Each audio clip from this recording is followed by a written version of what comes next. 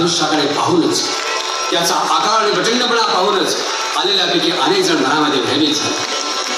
काही जण कुठल्याही मोठ्या धीराने ते उचलण्याकरता प्रत्यंचा लावण्यासाठी, परंतु उचलणं सोडाच ते धनुष्य जागेवरून हलवणेही कोणाला शक्य झालं नाही.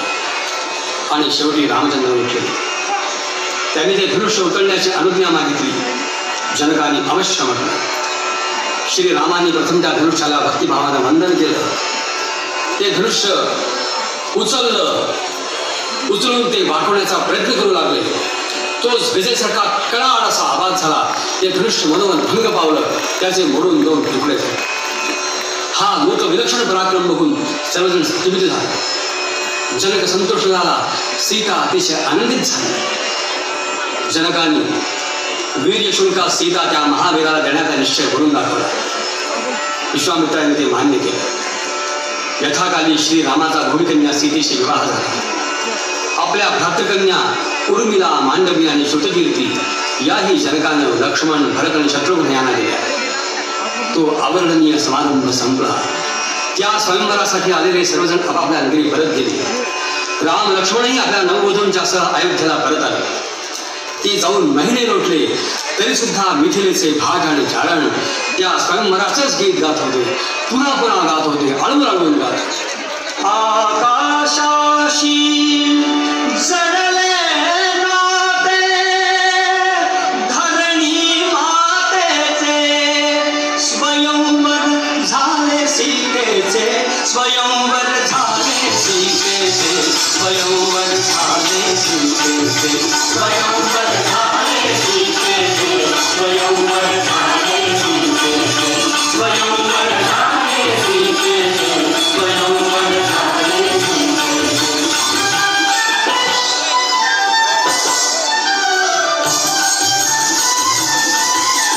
श्रीरामाने सहज उचलिले धनुष्यंकराचे, पूर्ण जावले जनकनृपाला अंतरीचे.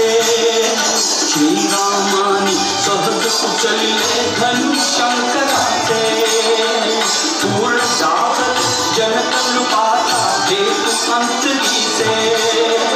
उभे ठाकले भाग्य सावळे समोर तुझे, उभे ठाकले भाग्य सावळे समोर तुझे.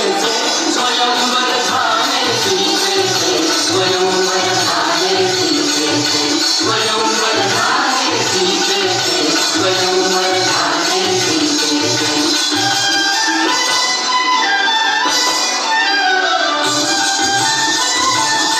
रामाने जाऊ नये म्हणून त्यांना पोटाशी धरून कौशल्याने कितीही आक्रोश केला तरी रामांचा निश्चय काही बदलला नाही.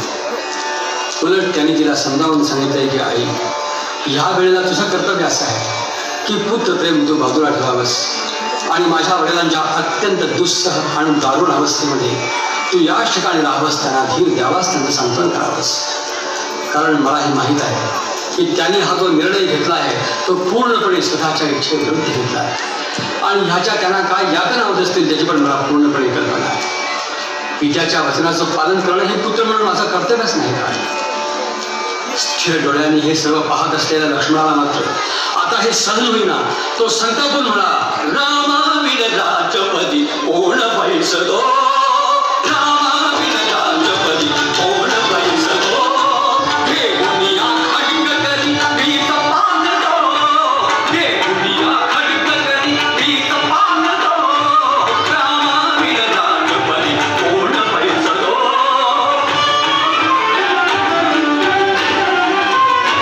श्रीरामा तू समर्थ मोह जाली फससी व्यर्थ, श्रीरामा तू समर्थ मोह जाली फससी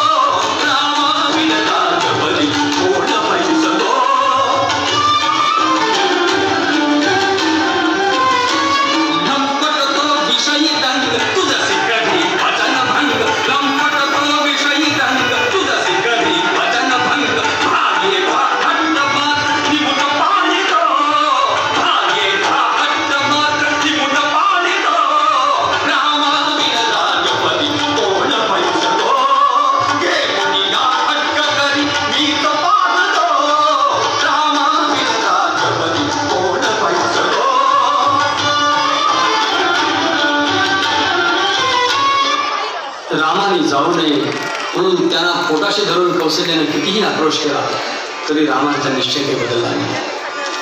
उलट त्यांनी तिला समजावून सांगितले की आई, ह्या वेळेला तुझं कर्तव्य असं आहे की पुत्रप्रेम तू बाजूला ठेवावेस आणि माझ्या वडिलांच्या अत्यंत दुस्सह आणि दारुण अवस्थेमध्ये तू याच ठिकाणी राहा.